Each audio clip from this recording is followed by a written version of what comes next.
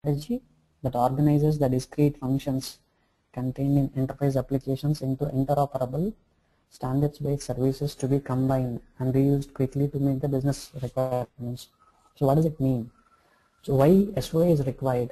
When we have a big and what SOA suggests? When we have a big functionality, so he wants us to divide that big functionality into smaller pieces, the discrete functions, and every function will be having a meaningful functionality. It's not like dividing the bunch of functionality into very small discrete functions, and that every function should have a business functionality to be defined. And that functions, let's try to expose them as a web services, and that web services should be interoperable. It means it should be able to exchange the information easily. And then when we are exposing that service, it should be based on some standard, so that a consumer will not be having any restriction or any issues when they are interacting with the provider, because it was built on a standard. And then when you are building these web services, combine these or integrate these web services together to form your complete business functionality. So that's what technically SOA suggests. Okay. And when you are building these sort of functionalities using Oracle SOA Suite, it would be very easy to build. We don't need to spend a lot of time, or we don't need to write a lot of code to build SOA applications. Okay, so let me move on the next slide. So he's just talking about how an applications before there is an SOA in existence. So initially we have something called desktop-based applications. I think you're familiar. What do we mean by a desktop-based application? An application, like standalone application, right? Exactly. So desktop-based application will be available only on that machine. We cannot able to access that application from outside of that machine. And later the generation started. I don't want to install my application on every host. Let me put my application on some host, and let's ask people, the consumers, to access that application through the internet.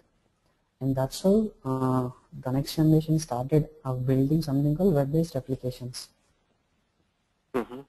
And then the next step the people have taken. So when we have built a web-based application, so all our application is kind of available or tightly connected. So when we are trying to add any new enhancement, or when we are trying to add anything to the business functionality that we are having as part of our application, entire application was getting interrupted. So that's the reason there is a new step was started, new initiation was started to separate this business logic, so that we can easily add any enhancements to the business logic, so that our UI interfaces, whatever the other components that we are having, will not be interrupted. So that's how these like EJBs, all these functionalities was started. And interacting with your database, you started with something called DO layers. Okay, and after the business logic was separated, when you are trying to consume that business logic, you are technically dependent. Your consumers are technically dependent. It means, let's take, I have implemented my business logic using an EJB. Now my consumer has to be a Java. So there the next generation was started. We don't want to have a direct dependency from technical standpoint for a provider and a consumer. That's where people started to expose your business functionality as a web service. So that's how web services came in existence. Okay, and then we are moving on SOA. The people started using, we have built the web service. Now let's, how easily we can integrate these web services together to complete our business functionality. So that's where SOA has given a lot of components, lot of artifacts, activities to implement your business functionality. Those we will discuss as we move on our sessions. Okay. Okay. So this particular slide talks about, we discussed different applications in our earlier slide, right? Like desktop-based applications, web-based, and web services. So we need a runtime instance who can understand and execute these applications, right? So he just giving a definition over here. So he says server is nothing but a runtime instance. He's just giving some differences between what is a web server, application server, Right. and Yeah, I what know is about right? this. Yeah. Yeah. So you can understand this, right? Yeah. So shall I move on the next slide? Yeah. Okay. So let me just stress about SOA server because we will be talking about SOA. So SOA server is nothing but one. JVM. Okay, yeah, please go ahead. Yeah. So whether it's an application server, whether it's a web server, whether it's a SOA server, so the end instance that executes or understand your application is a JVM. We are just adding some libraries to our JVM. In a simple terms, when we add Tomcat or when we add JBoss or when we install WebLogic application or WebSphere process server, they add few more libraries to our existing JDK or JRE. So that's where your server will behave as either application server or a web server. So that's the basic intention. What is the SOA libraries? What are those 3 libraries? Yeah. So that's the basic intention of adding this slide here. Okay. So how we get the SOA libraries. So before we move on here, so we are mentioning something called app libraries, right? Okay. Here, for my interest, app libraries, I'm just trying to relate with AJPs. Let's take, I have an application which was built with AJP. If I'm trying to deploy on a web server, your server will not understand the AJP application because it will not be having a relevant jar files or the libraries to understand an AJP application. So that's where we will move on from our Tomcat to some application server which are having a capability or a libraries to understand your AJP applications. It means when we install WebLogic application server, we will get these application level libraries added to our JVM. In a similar way, when we and are how setting about SOA libraries? I know about app libraries. yeah, I'm just coming to that point. Okay. So in a similar way, when we are setting up a server, which I'm giving a terminology called SOA server, we are adding couple of path sets, few more libraries to the same existing server. Then I'll just giving a name called it's a SOA server because it has added with some libraries, some jar files who can understand your SOA based applications and can execute them. Okay. So as part of our sessions, we will be working with a WebLogic application server to deploy or to execute the application that we built of Oracle SOA Suite. So as part of the installation, so we'll talk about the installation probably in our regular sessions. How do we set up Oracle SOA Suite workspace? So there we have provided with couple of path sets, 2 path sets for SOA Suite. We just need to add those path sets to our existing WebLogic application server. So after adding these path sets, it becomes as a SOA server. Okay. Any questions, Amit? No, I'm good. Yeah. So we need a server. Basically, we need a server to execute the applications that we have built. So why we need an SOA approach? So as we discussed, SOA is basically used to integrate different web services together. So why SOA? SOA is providing a lot of components so that you can build these web services easily, and which are whatever the component that you build, which is always follows a standard. So what is the standard? We'll discuss a little later. So since this based on standard and these are already web services, it's easy to add any enhancements. So that's the main intention of moving to SOA. your maintainability will be reduced. The cost for building your application will also be reduced. The only cost would be we need to purchase the license. Okay. So we are mentioning about different components, right? So what could be the different components available? So we will be having something called Java Web Services, some J2C adapters, some BPEL mediator kind of components, and some SCA based components. So these are the different various components we can make use to implement our SOA application. And when we expose these components would be exposed as a web services using a standard called WSDL. And whatever the artifacts this web services uses will be based on an XML XSD standard. Okay. Okay. So in the next slide, he's just trying to provide how do we can expose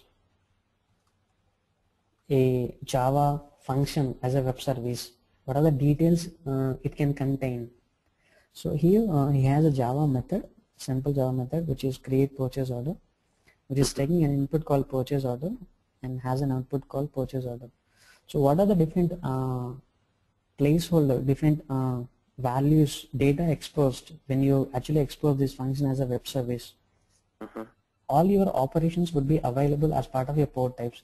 I think you already worked on web service, right? So you should be aware of these details better. Right. Yeah, I have like seen these results. Yeah. Yeah.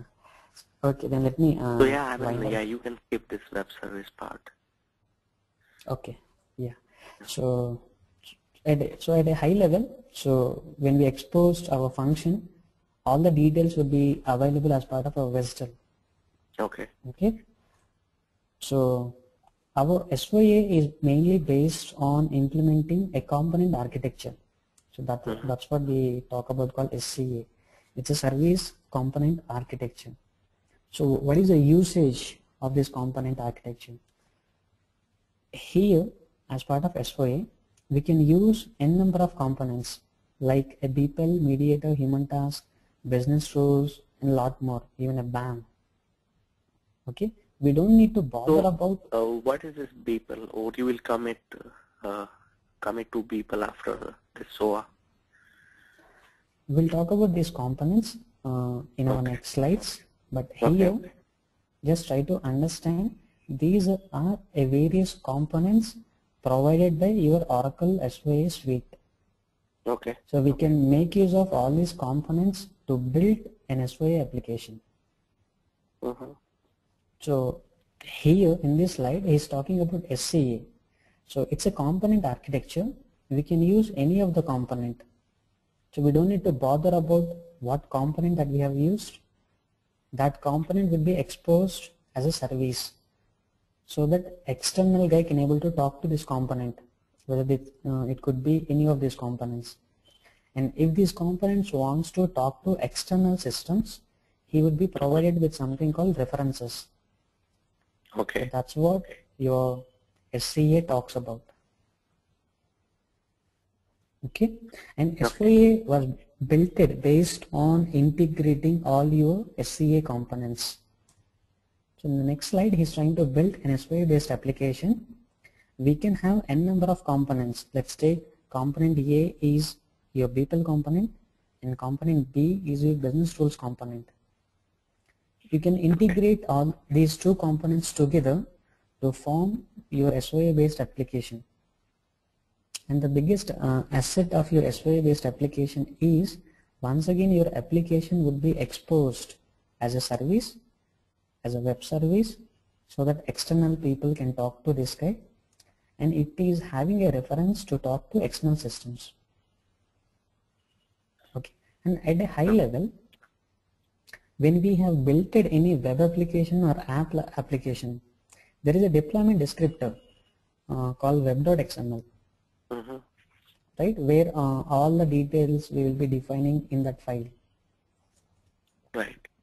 In a similar way, when we built a SOA application, we will be having a deployment descriptor called composite.xml. Okay. So the number of components that we create, everything will be available in this descriptor file. Okay, but Okay. at a high level, when you are building an SOA based application, you will be integrating different SCA components together. Okay. So these components could be like web service, people, right? Exactly. So in the next slide, he's just giving an example.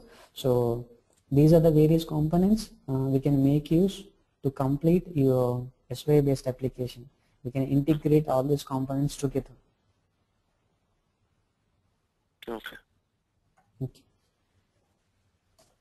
So he's just comparing what is SOA and SCA. SOA is a functional terminology. So we don't have any technical standard to build.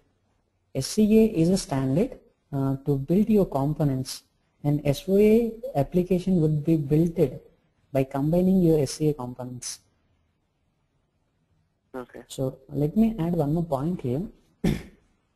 So when Sun releases any JSR, so if any vendor implementing their web application, app application, or if they are building any server, so they'll be saying this particular server is incomplete with Java, with some JSR, and that's the reason whether we built whatever the vendor server that we use, it's from IBM, Sun, Oracle, or from anybody, we can able to deploy our web application or app application in all these servers, because all these vendors are following the technical standards released by Sun.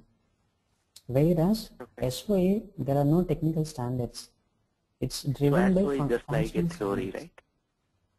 Yeah, it provides various functional standards. If you are saying your application is SOA based application, it has to follow the functional standards, not the technical standards. Okay. And that's the reason if we built SOA based application using Oracle SOA Suite, we can able to execute or deploy this particular application on only WebLogic application server. Okay. We cannot deploy on IBM WebSphere process server or a Glassfish application server or any other SOA server, because these are not driven by technical standard.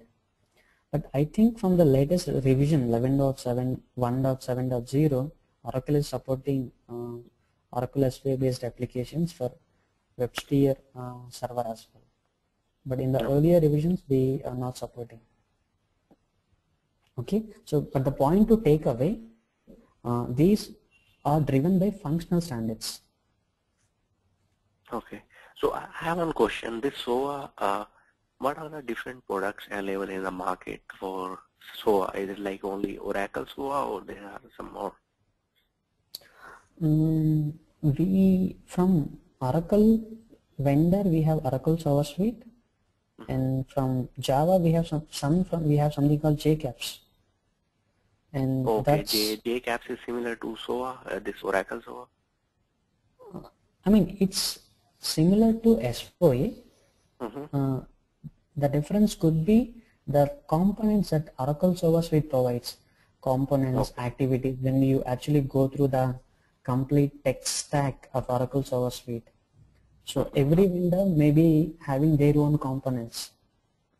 So Oracle SOA is licensed and the JCaps is free, I guess, right? Oracle SOA is also free for the development, but for the production we need to pay the license, and that should be same with whatever the suite that we use. Okay, okay. So JCaps is also free for development, but for production we need to buy it. For production we need to have a license. I think after Oracle acquired Sun, so everything comes as a license when you put it in production. Okay, okay. Okay. So it just basically depends on the various components, activities, artifacts provided by that particular suite that differs. Okay. Okay. And biggest asset of Oracle SOA Suite is it's completely based on it was built on Java. Okay. Okay, and everything is metadata driven. That's why at every step he mentions, it's easy to add any enhancement. So this differs with SAP recently. I mean, in these days, whenever you are adding any enhancements to your SAP, that was built on the low-level language ABAP. So it becomes very complex, not complex. It adds a lot of cost even to SAP and the consumers of SAP to get any enhancements added. So we are the competitors now in ERP and whatever product suite with Fusion basically. Okay. Because everything is a metadata, everything is a web service in Oracle SOA Suite and in Fusion middleware. Okay. Okay. Any questions here? No. Okay. Okay. So no. Okay. So in the next slide, he just mentioning about he is using a server called Oracle WebLogic Server as a runtime environment where we deploy all the SOA-based applications that we have implemented. Okay. Okay. So here he is giving an architecture of Oracle SOA Suite.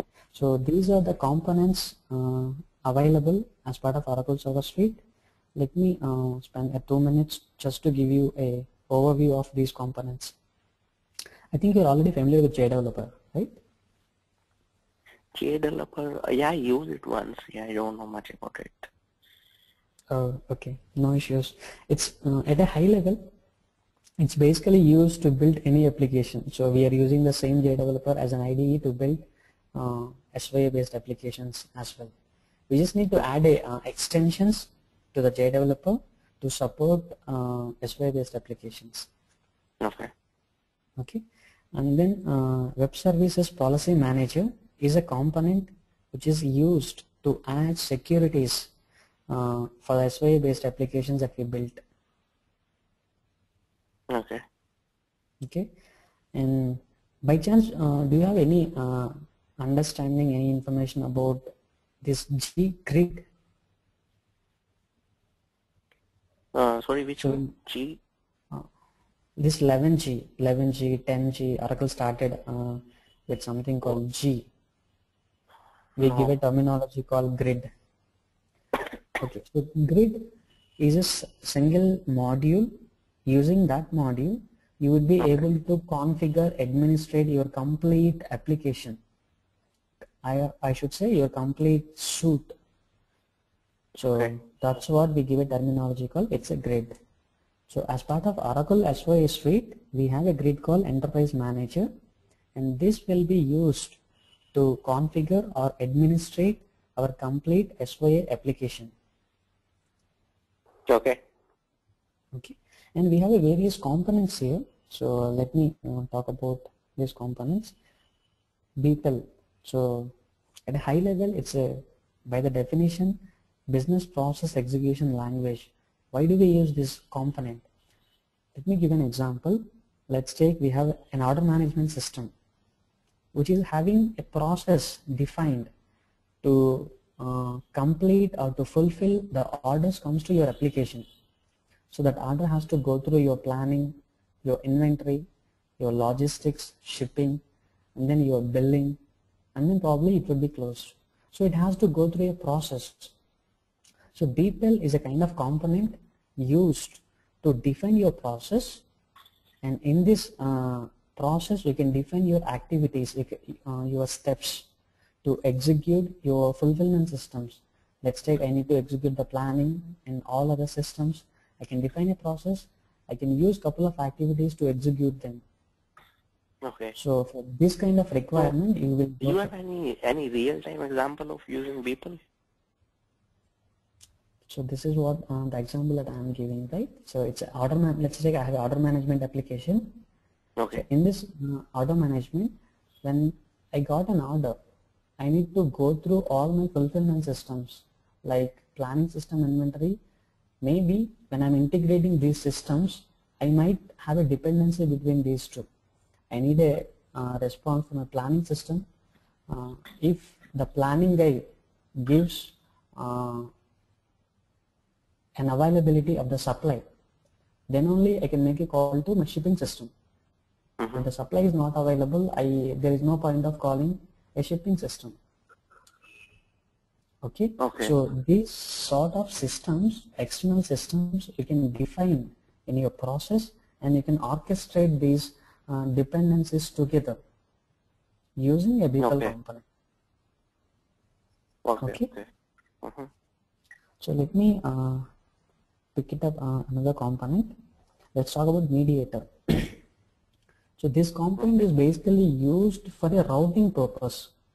It means when a client make a request, so depends on the request, I can route to one of the fulfillment system. Let's take I'll be having something called an night ticket, booking a night ticket. So depends on my input. Probably I can select one of the service provider like Ajet, anyone, Kingfisher. I can route to one of the service provider. So this if we are having any sort of business requirement to route or to delegate your request to one of their systems, then we can go for using a component called a mediator. Okay. So let me move another business rules. So generally we would be having some discounts when we buy something online, right? Like we'll be having various portals, Flipkart, Best Buy, and couple of more portals where they'll be providing lot of discounts like sale or discount, festive seasons, year end, lot of. And when they do provide these kind of discounts, they do not bring down their applications, and they will maintain these discounts over a period of time. After that period of time, these discounts will be expired. So if you would like to build any kind of these sort of requirements, so Oracle has provided a component called business rules. So there we can add our business decisions, and these decisions will execute in a separate memory and by separate engine, and that's the reason we don't have a dependency on our actual product. Okay. So as part of this training, you will be covering up this business rules? Yeah. So as part of this training, we will be covering almost all the components. Okay. And let's talk about the human task. I think in our day-to-day life, in our office, probably we do raise some reimbursement requirements. Right? So that reimbursement goes to our manager. So, and if that guy was in absence of that manager, it goes to the next manager. So if we have some kind of requirement to take an action on a task, so these kind of requirements we can fulfill using something like a human task. If we need a manual intervention, then we can go for this particular human task. Okay. And then let's talk about BAM, business activity monitoring. So this is this component will not be having a direct dependency on your application, but it will gives you a flexibility to understand what was happening as part of your application. So let me give you an example. As we are talking about the order management, if we would like to understand on every hour or a daily basis how many orders we have received, so you might be having a business requirement to generate this report and to send a notification to the relevant teams or relevant people. So these kind of monitoring can be implemented using something called BAM, business activity monitoring. And then there is something called complex event processing. If there is a requirement of let's take when the order was actually shipped, we would like to notify the concerned people saying the order was shipped. We would like to send a notification or alert. So for these kind of requirements, we provide something called events. Whenever some business requirement was met, we automatically raise an event so that whoever subscribed to this event can get that event. Okay. And these events would be published over a network called EDN, event delivery network. So whoever wants to publish an event, they can publish on this, and whoever wants to consume or listen to this event, they need to listen to this network based on event name or the event namespace and couple of other properties. So we'll discuss about these in detail when we go through our actual sessions. Okay. Okay. And this SOAP, JMS, these are the protocols used to talk to our SOA application. Excuse me. And there is something called service infrastructure. When a request came to a SOA based application, that would be actually comes to an application called service infrastructure. And this guy will reach the SOA application, and as we discussed in our earlier slides, SOA application can be built based on various components like DeepL. All these components can be included as part of our application. And when this guy is reading our SOA application, when it finds a DeepL component, it will route the execution to an engine, to the relevant engine. So we have a relevant engines for almost all the components. So for the DeepL execution, we have something called DeepL engine, and we have a rules engine for this component, and mediator engine, and human task engine. So service infrastructure takes the responsibility for reading our SOA application and routing that request to relevant engine for the execution. Okay, if service infrastructure is down due to various reasons, then we cannot make any request to our SOA application. Okay, and there is something called MDS. When we actually deploy our web application or app application, so that application would be available on your memory, right? When your server is down, you will lose your application. You need to redeploy that application on another server, right? But as part of Oracle SOA applications, whenever we deploy our SOA based applications, those will be deployed on a database rather than on a memory. So in these cases, we will rectify or we will resolve the application failover or a machine failover as well. Okay, so that's at a high level what Oracle SOA Suite contains, and these components will be having a lot of artifacts individually, lot of activities, and those we can go through in detail when we go through our actual sessions.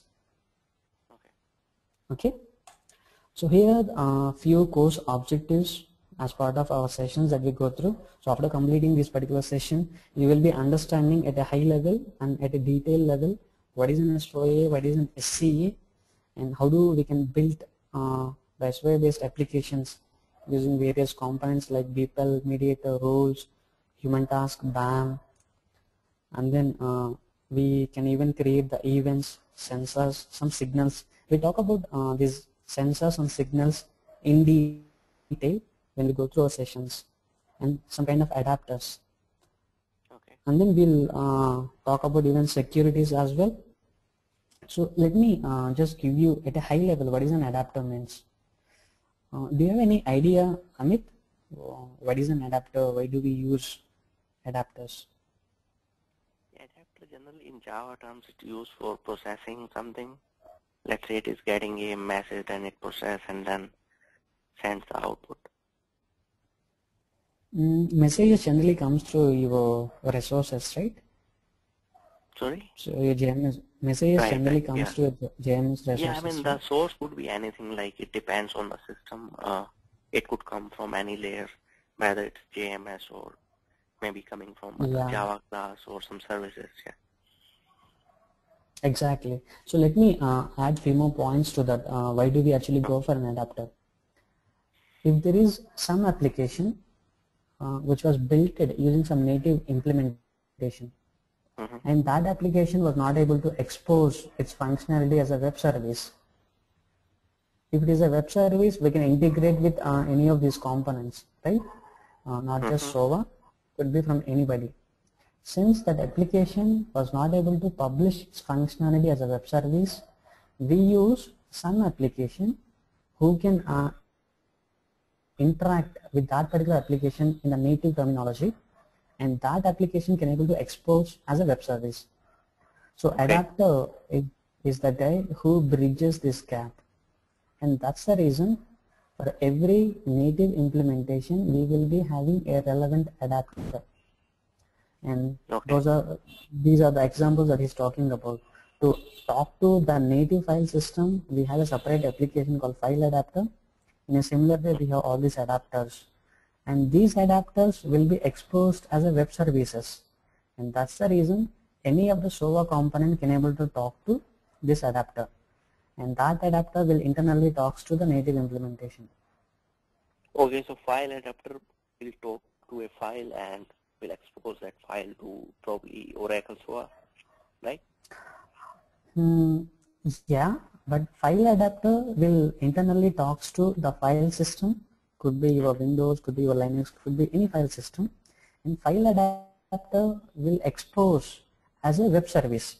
Okay. Since the file adapter was exposed as a web service, we can use any of the SOA component like Beetle, Mediator, any of the SOA component to talk to the file adapter.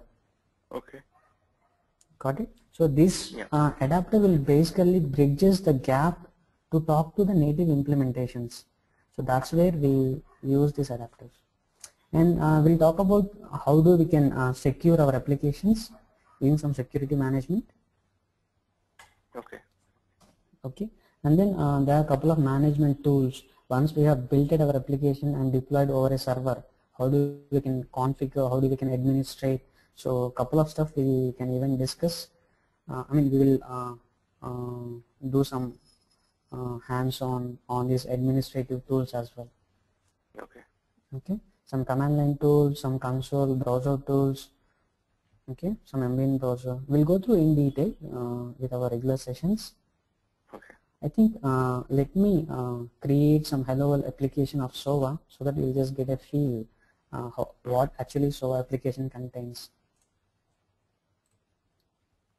So as part of our sessions, so we will be creating the composite applications for most of the SOA activities components that we will be having. Okay. So let me create an application. I'll set demo SOA app.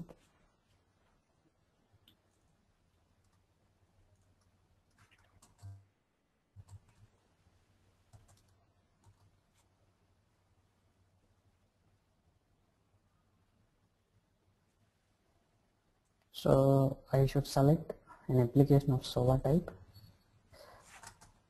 I'll create one composite application.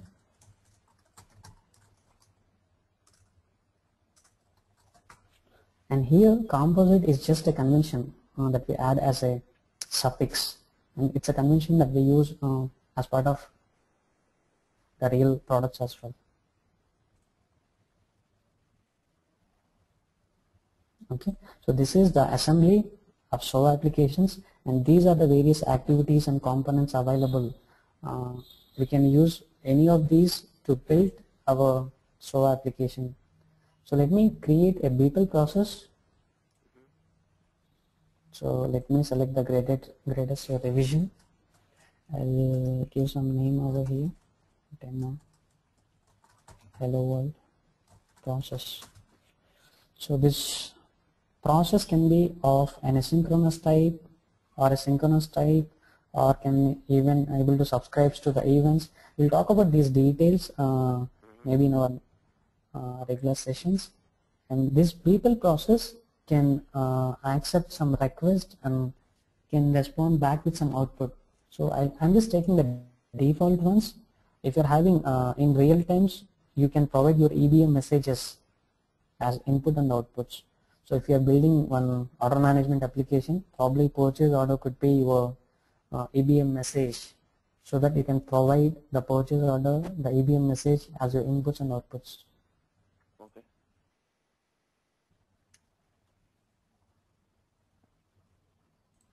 Okay. So so whenever we create a component, so as it mentioned, the component would be having a service and a reference. So service would be used so that this could be consumed from external systems, and this guy can use the references we can create here so that this guy can able to talk to external systems. Okay. So let me provide some implementation. So I don't want to perform anything special here. I just would like to respond back with some hello message for the input comes to this Beeple process. So I have an activity here called assign, is just used to assign a data between different variables. So we'll go through in detail maybe in our later sessions what are all the things available as part of this activity. So let me use an expression builder just to provide some message over here. I'm just trying to send some this message. Hello to the input variable.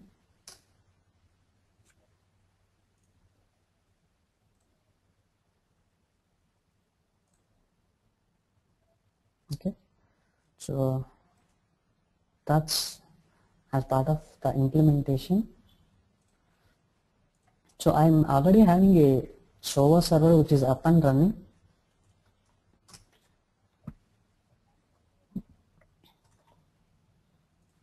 So we'll talk about these domains maybe little later. Okay.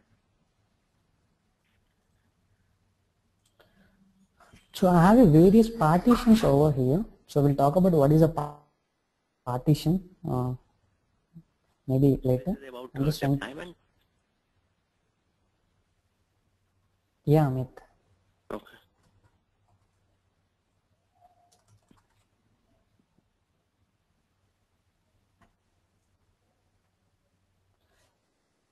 Okay, at a high level, so partition keeps your all applications, the relevant applications together. Okay. Okay, so it's a logical separation. We have mentioned, right, when we deploy SOA based application, that gets deployed on a DB. So when that gets deployed on a DB, I have a logical separation for the related applications, so that I can do an administration, a configuration at a time on all the relevant applications. So that's the reason we create a partition. Okay. Okay, so let me deploy our application to that partition. I'm already having a resource connected for my server.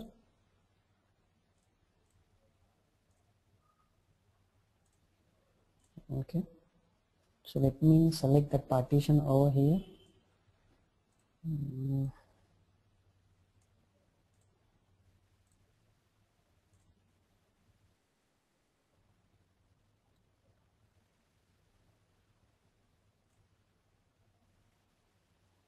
Okay, so once this is a web service, we can make a call from any web service client. We can use SOAP UI, it could be anything. So here this EM, the SOA Suite grid, provides a test environment to send a request to our SOA based applications. So let's send a request over here. Maybe I'll say smart minds as my input. Okay, so here it provides a flow trace just to give you the detail level execution flow. In general, when we have created some Java based applications, we write something called loggers just to say the begin of my method, end of my method, and these are the data that I have received as part of my function. But here we don't need to write anything. Oracle SOA Suite provides an inbuilt functionality called audit trail that provides what was happened for each and every runtime request and what are all having Where executed. can we see that?